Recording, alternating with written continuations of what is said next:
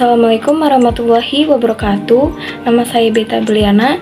Saya dari kelas 1E dengan mata kuliah Ilmu Pendidikan, Prodi Pendidikan Guru Sekolah Dasar Universitas Muhammadiyah Tangerang dengan dosen pengampu Bapak Mawardi SSI MPD. Di sini saya akan menjelaskan atau mempresentasikan tentang konsep dasar ilmu pendidikan.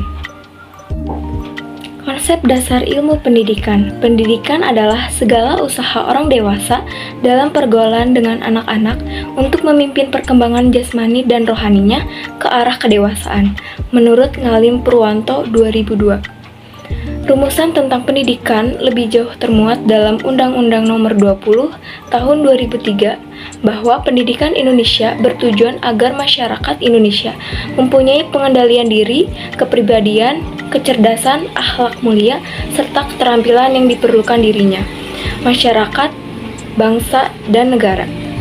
Artinya, searah dari proses pendidikan nasional mencakup berbagai aspek kehidupan diri manusia dan masyarakat untuk survei dalam kehidupan berbangsa dan bernegara.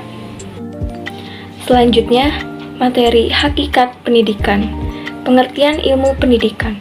Ilmu pendidikan adalah dua kata yang dipadukan, yakni ilmu dan pendidikan, yang masing-masing memiliki arti dan makna tersendiri.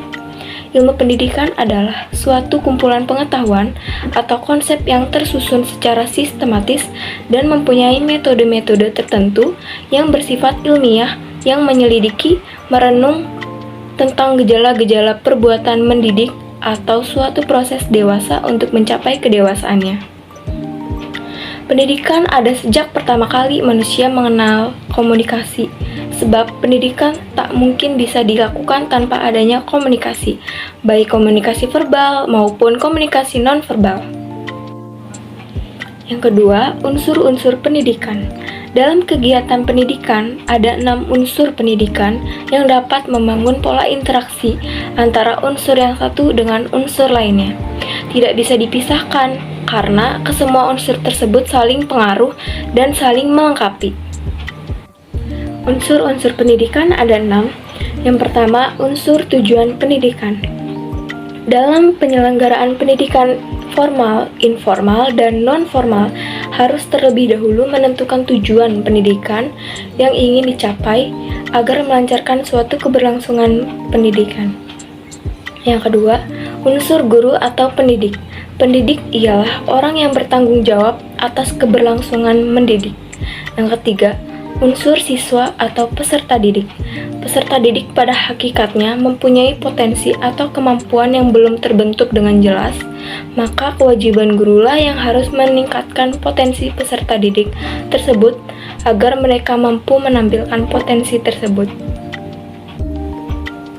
Yang keempat, unsur lingkungan. Unsur lingkungan sangat mempengaruhi tingkah laku, pola pikir, pertumbuhan, perkembangan diri pada seseorang, sehingga lingkungan dapat menjadi salah satu sorotan perkembangan anak didik dalam dunia pendidikan. Yang kelima, unsur alat pendidikan. Yang dimaksud dengan alat pendidikan adalah tindakan atau situasi yang sengaja diadakan untuk tercapainya suatu tujuan pendidikan yang tertentu. Yang terakhir dari unsur pendidikan ini yaitu kepemimpinan sekolah. Kepemimpinan dapat diartikan sebagai kegiatan untuk mempengaruhi orang-orang yang diarahkan terhadap pencapaian tujuan organisasi. Materi selanjutnya adalah landasan ilmu pendidikan. Landasan ilmu pendidikan adalah asumsi teori yang bersumber dari berbagai cabang atau disiplin ilmu lainnya yang berhubungan dengan rangka praktik pendidikan. Landasan ini menjadi titik tolak yang berasal dari berbagai sumber, yakni agama, filsafat, ilmiah, dan yuridis. Materi yang terakhir adalah jenis-jenis landasan pendidikan. Landasan yang pertama yaitu landasan filosofi pendidikan, yang kedua landasan hukum atau yuridis, yang ketiga landasan ilmiah pendidikan. Landasan filosofi pendidikan. Landasan ini berasumsi sebagai titik tolak studi dan praktik pendidikan.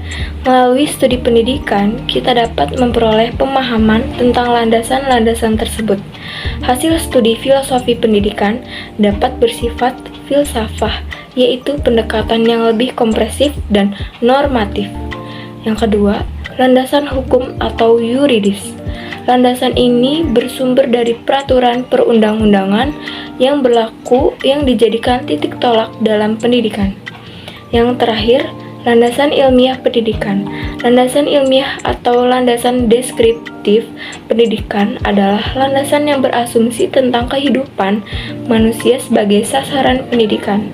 Landasan ilmiah ini bersumber dari hasil riset ilmiah dalam berbagai disiplin ilmu, sebab ini adalah landasan deskriptif atau disebut juga landasan faktual pendidikan.